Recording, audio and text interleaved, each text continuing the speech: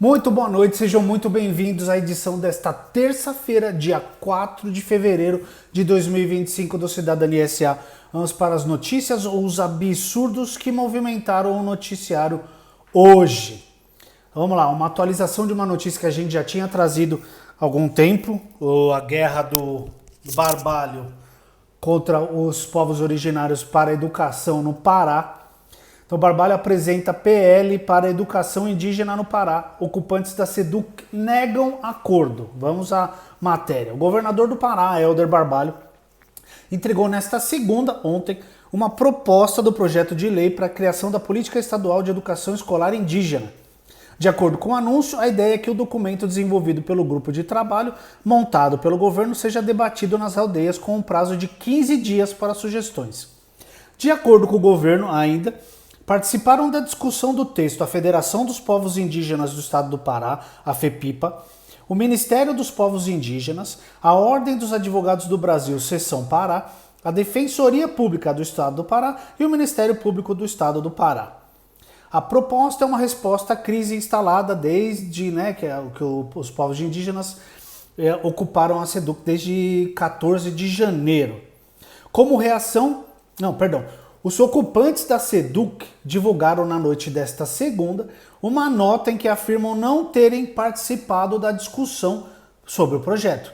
Os indígenas que ocupam o prédio da SEDUC desde o dia 14 de janeiro informam que o movimento de ocupação continua e não houve até então nenhum acordo com o governo do estado, diz o texto. Eles afirmam ainda que os indígenas presentes na reunião para apresentação do projeto não têm legitimidade para falar em nome do movimento de ocupação. Eles afirmam que são pessoas alinhadas aos órgãos do próprio governo do estado, alguns inclusive detentores de cargos comissionados. Eles não participam do movimento de ocupação e não têm legitimidade e nem autonomia para negociar a pauta do movimento indígena que ocupa a SEDUC, uma vez que possuem estreitas relações com as autoridades que aprovaram a Lei 10.820.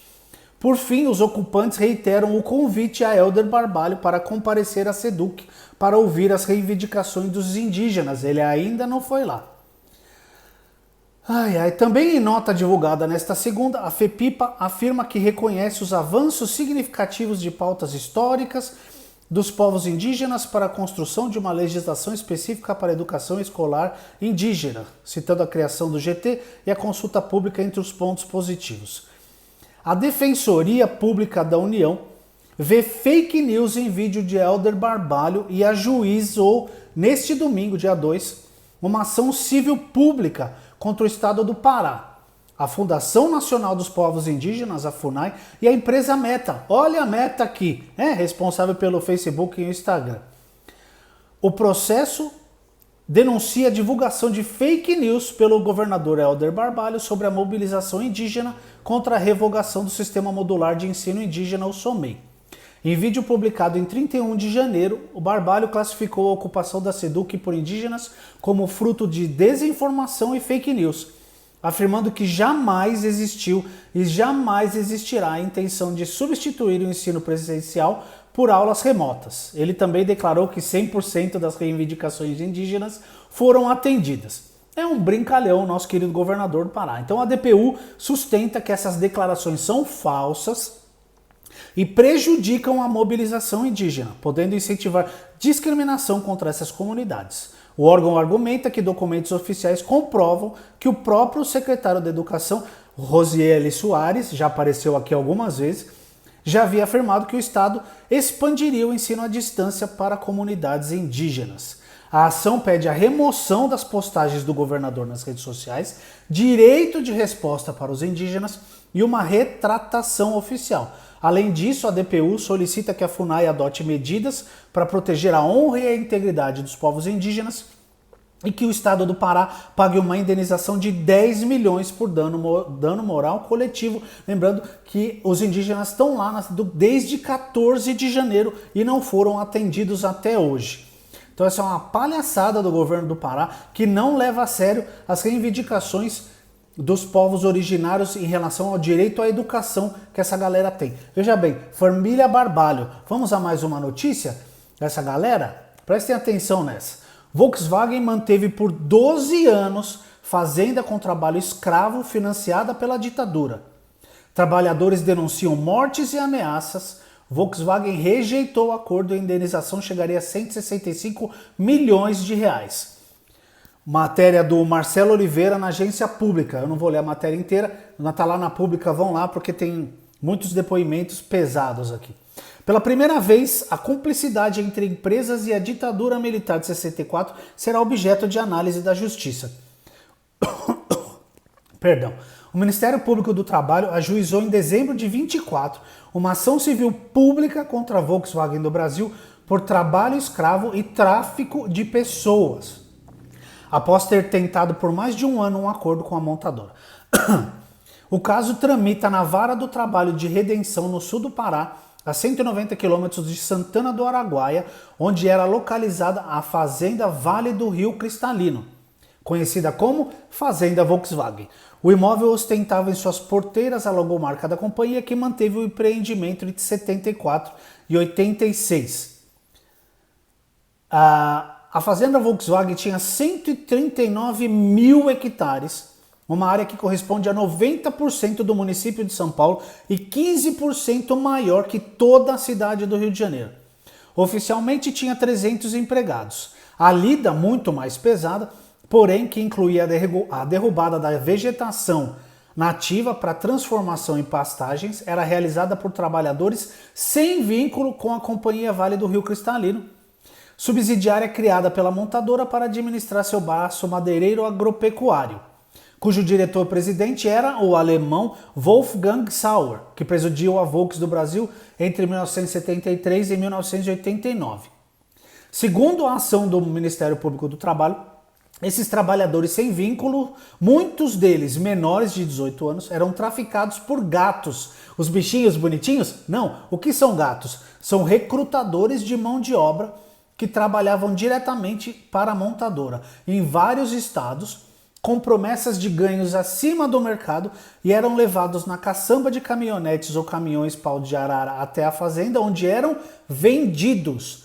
Tráfico de pessoas.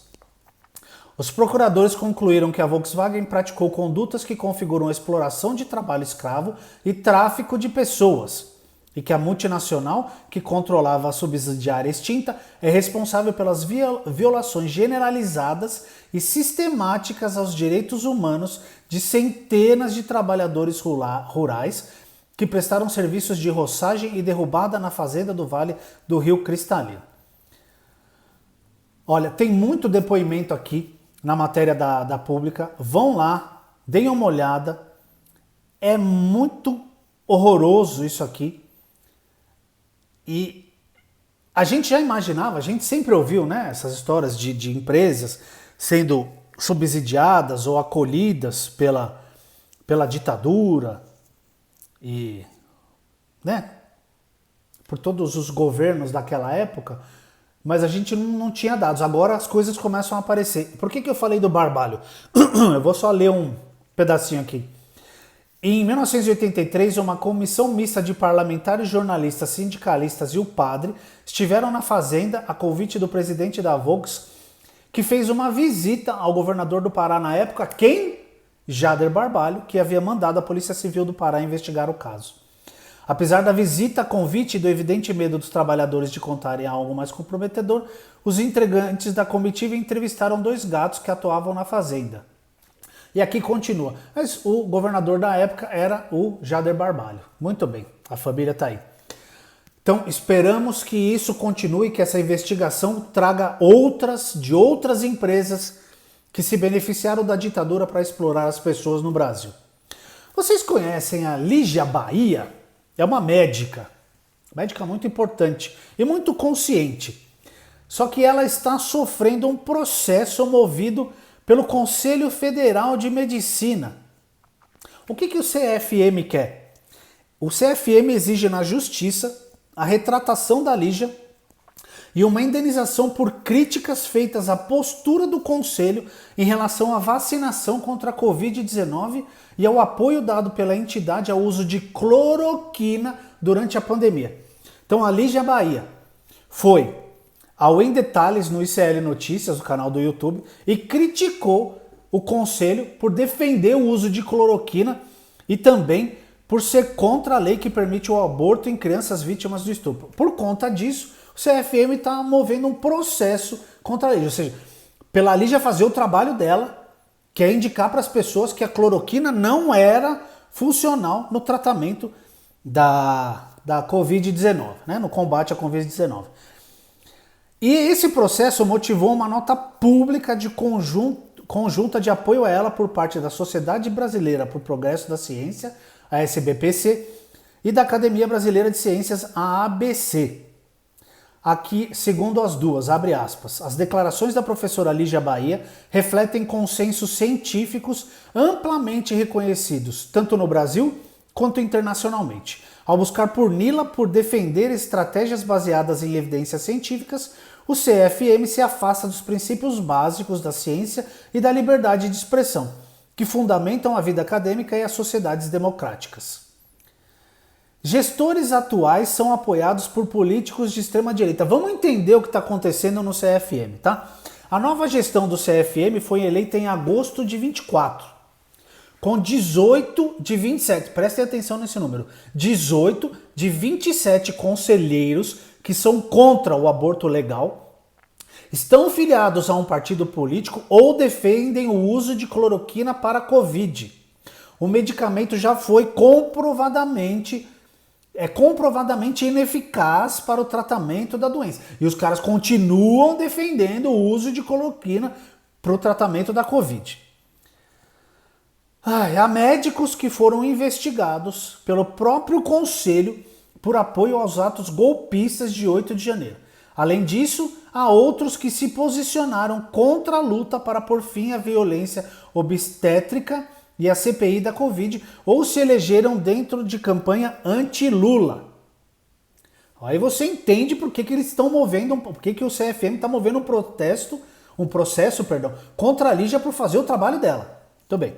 Ex-presidentes do CFM manifestaram preocupação com a politização do Conselho, que foi alinhado ao governo bolsonarista durante o auge da pandemia e mantém relação conflituosa com o Ministério da Saúde petista. Obviamente, porque olha as atitudes dessa galera. 18 de 27 defendem o uso de cloroquina, são contra aborto legal. Contra aborto legal. Então assim, aí você vê a galera que está contra a Lígia Bahia. Toda a nossa solidariedade à Lígia, que você ganhe o processo. Vamos a uma outra notícia bem triste aqui, que aconteceu em Goiás. Enfermeiro, médico e agente são suspeitos de abuso sexual contra presas em Goiás. Os agentes envolvidos foram identificados e afastados das funções. Essa é uma matéria da Lorena Barros para a Folha Press UOL. Um médico, um enfermeiro e 2 policiais penais da Casa de Prisão Provisória de Aparecida de Goiânia são suspeitos de cometer ou autorizar abusos sexuais contra mulheres presas. Casos foram descobertos em 7 de janeiro, segundo a Polícia Penal de Goiás. Na ocasião, detentas e os responsáveis pela segurança do centro de detenção foram ouvidos e um procedimento para investigar o caso foi instaurado. Atos sexuais entre presas e policiais, classificados em nota da Polícia Penal como, abre aspas, relações amorosas e sexuais, eram cometidos dentro do posto de saúde da unidade. Não há informações sobre por quanto tempo os crimes teriam acontecido, nem há quanto tempo os profissionais de saúde atuavam no local.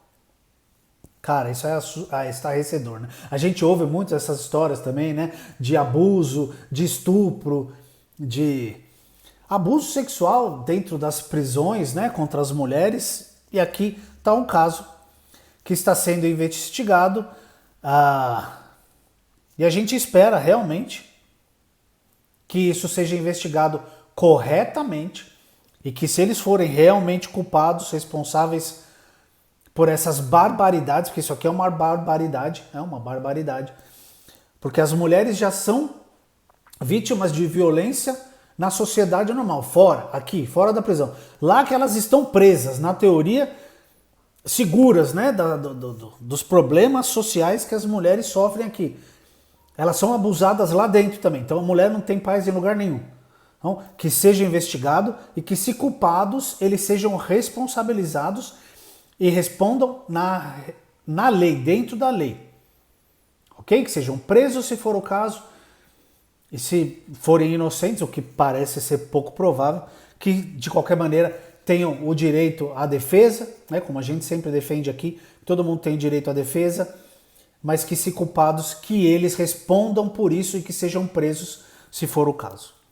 E a última notícia do dia, as últimas, vamos falar um pouco do nosso querido laranjão lá da América do Norte. A China anunciou hoje a imposição de novas tarifas sobre importações dos Estados Unidos em retaliação às recentes taxações determinadas pelo presidente americano sobre produtos chineses. As novas tarifas chinesas incluem uma taxa de 15% sobre carvão e gás natural liquefeito dos Estados Unidos, além de 10% sobre petróleo bruto, equipamentos agrícolas e alguns automóveis. Essas medidas entrarão em vigor em 10 de fevereiro, conforme informado pelo Ministério das Finanças da China. Além dessas tarifas, a China anunciou uma investigação antitrust contra a Alphabet Incorporated, que é quem? A controladora do Google, alegando possíveis violações das leis de concorrência. A investigação será conduzida pela Administração Estatal de Regulação do Mercado da China, podendo resultar em restrições significativas para as operações do Google no país. O governo chinês também incluiu a PVH Corp, proprietária de marcas como Calvin Klein, e a empresa de biotecnologia Illumina, em sua lista de entidades não confiáveis, acusando-as de discriminação contra empresas chinesas. Fantástico a China tá brigando, porque lembrem-se, o Trump atacou os 3 principais parceiros comerciais dos Estados Unidos: Canadá, México, China. O México retaliou, mas já entrou em acordo com eles por pelo menos um mês, né? Saiu isso aí ontem, a conversa da presidenta do México com o Trump. O Canadá retaliou também e está indo muito mais forte, até com a Ontário rasgando o contrato com a Starlink, falando que empresas norte-americanas não participam mais de nenhuma negociação lá dentro da província de Ontário, e o governo canadense incentivando o consumo de produtos nacionais para não comprar produtos norte-americanos. E agora é a vez da China ir contra ou retaliar o que os Estados Unidos fez. Taxaram, tomaram taxa de volta. E eu não sei, eu acho que a China não vai voltar atrás. E isso pode ser muito interessante para o Brasil. Porque se a China não fizer negócio com os Estados Unidos, ou diminuir, ela vai procurar provavelmente aqui na América do Sul, principalmente no Brasil, uns commodities brasileiras, soja, carne e outras coisas. Então, isso pode acabar sendo muito benéfico para o Brasil nas suas exportações e fazer mais negócios com a China, que é um país que vem crescendo muito, e por isso que os Estados Unidos está tão preocupado, inclusive, com o BRICS, não é mesmo? A última do dia é uma reportagem do Brasil de Fato, que eu achei legal trazer, que quem são os imigrantes ilegais alvo da deportação em massa de Trump nos Estados Unidos. Aqui é uma matéria que ouviu a Organização Médicos Sem Fronteiras do México. Aqui a gente tem o Henry Rodrigues, dando algumas aspas bem importantes aqui, porque o Trump botou os migrantes como bandidos, estão lá estuprando as nossas meninas, estragando o nosso sangue, o nosso puro sangue norte-americano, e aquele bando de bobagem que ele falou, dando a entender que ele só ia deportar os criminosos e afins. Vamos para algumas aspas aqui do Henry Rodrigues. Como uma organização que trabalha com migração há mais de 12 anos no México, testemunhamos diferentes leis que afetaram os migrantes ao longo desse período, mas especificamente com o segundo mandato de Trump. O que vimos é que as medidas foram implementadas de forma muito rápida, sem nenhum plano de mitigação, ou seja, sem nenhum cuidado com as pessoas sendo deportadas. Atualmente, o perfil das pessoas que se deslocam de seus países de origem mudou. Agora são núcleos familiares. E assim, as afirmações de Trump tentam estigmatizar e degradar qualquer pessoa migrante. Então, qualquer migrante é criminoso, é vagabundo. Tá aqui, para nos roubar, para fazer mal para a gente. Mais aspas para o Henry. Quando vemos migrantes, estamos vendo mulheres mais velhas, chefes de famílias com seus filhos menores de idade nos braços. Você vê avós, pessoas com deficiência, homens jovens e idosos. São pessoas que refletem a sociedade. Não é um grupo, uma gangue, pessoas que têm o estigma de serem criminosas. Quão criminosa pode ser uma criança ou uma mulher grávida que está carregando o peso de um filho na barriga? É muito injusta a forma como generalizam e criminalizam qualquer pessoa pelo simples fato de querer migrar. Exatamente, hein? Perfeito. Não é porque é migrante que é criminoso. Não é porque é migrante que a pessoa não presta. Mais aspas aqui para ele, mais umas importantes. Ninguém migra, deixa sua casa, seu lar, sua família, seus costumes, o lugar onde nasceu simplesmente porque quer. Essas pessoas partem por um motivo, e isso está muito associado à falta de oportunidades, violência, ameaça às suas vidas e mudanças climáticas que afetam o cultivo e sustento das famílias. Basta ouvir por alguns minutos as pessoas que atendemos para ver o sofrimento em seus rostos e ver como estão destruídas física e psicologicamente. Eles se sentem totalmente rejeitados por todos. A xenofobia generalizada, violência de grupos criminosos no trajeto, violência das forças governamentais de diferentes países e eles não têm acesso aos serviços básicos fundamentais. É muito triste ouvir as histórias de cada uma dessas pessoas e por que elas estão migrando. É o que a gente sempre fala. É esse tipo de galera que migra, eles vão atrás de uma oportunidade melhor. Eles precisam ser tratados com respeito, com civilidade, com cidadania. Os brasileiros se revoltam, né? Que nem eu falei ontem. Ah, é um absurdo. Como assim? O que estão fazendo com os brasileiros? Mandando os brasileiros embora? Mas quando os venezuelanos tentaram entrar aqui, lá por Roraima, ou Rondônia, nunca lembro. O que a gente fala? Muitos brasileiros. Isso é um absurdo, tem que mandar tudo de volta. Por que a gente não acolhe essas pessoas? Essas pessoas precisam de ajuda. Elas precisam de dignidade. Elas precisam de respeito. É tudo isso que não está tendo o governo dos Estados Unidos. Estão aqui, tá na Brasil de fato. É só vocês irem lá e lerem essa reportagem do Henry Martins aqui, membro do Médicos Sem Fronteiras do México. Ele está vendo as pessoas que estão sendo deportadas e a maneira com que elas estão sendo deportadas. Não tem civilidade, não tem respeito, não tem o menor cuidado com essas pessoas. E isso é ultrajante. Isso é um absurdo. Muito bem, essa foi a edição desta terça-feira, dia 4 de fevereiro de 2025, aqui do Cidadania SA.